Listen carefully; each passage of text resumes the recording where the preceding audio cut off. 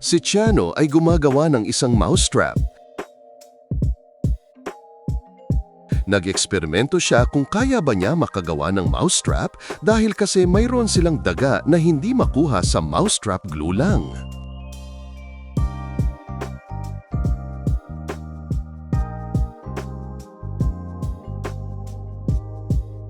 Ngayon, si Chano, ang kanyang asawa, nakatira sa lugar may maraming malalaking daga at mayroon ding ahas. Kasi mayroon ding kunting mga punong kahoy sa kapaligiran. Kahit man sirado at hindi makapasok ang malaking daga sa kanilang tahanan, mayroon ding maliliit na daga sa loob ng bahay.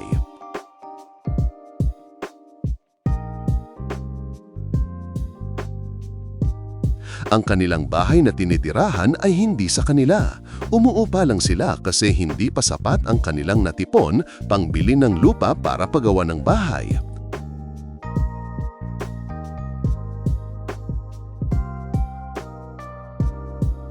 Mahal kasi ang mga lupa dito, almost ₱500,000 sa 100 metro kwadrado lang. Titulado naman din, so walang problema pag nasa iyo na ang lupa. Sa ngayon, nangungupahan lang sila muna. Kaya sa tinitirahan nila ngayon, nakapag-isip siya na gumawa na lang kaya siya ng patibong para sa daga.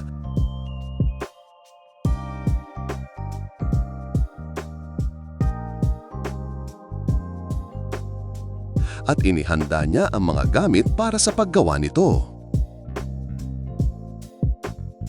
Naisipan niyang gumawa kasi iba ang nasa merkado na binibenta at ganun pa man, bihira lang makahuli. Mayroon namang nabili siya isang mousetrap glue at minsan nakatatakas ito sa trap glue.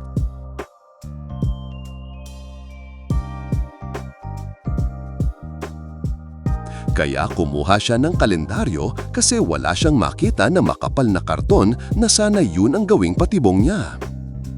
Gumuhit siya ng pabilog na 4 na piraso kasi manipis lang ang papel.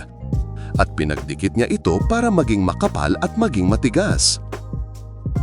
Pabilog ang hugis niya kasi mayroon siyang walang laman na balde ng biskwit. Ito ang ginawa niya.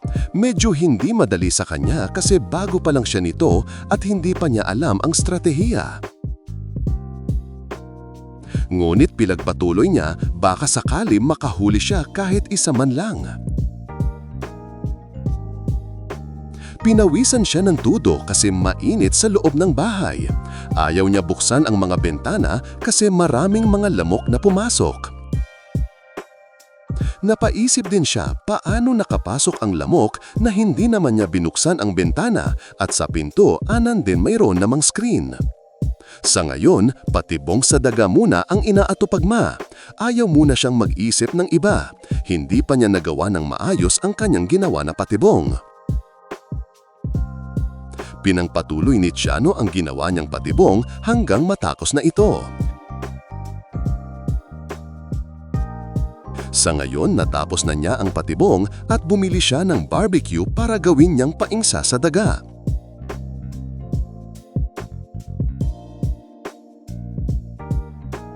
Dito natapos ang ating eksperimento. Gagawa tayo ulit ng video pag mayroon na tayong nakuha. Salamat sa inyong panonood. Thank you for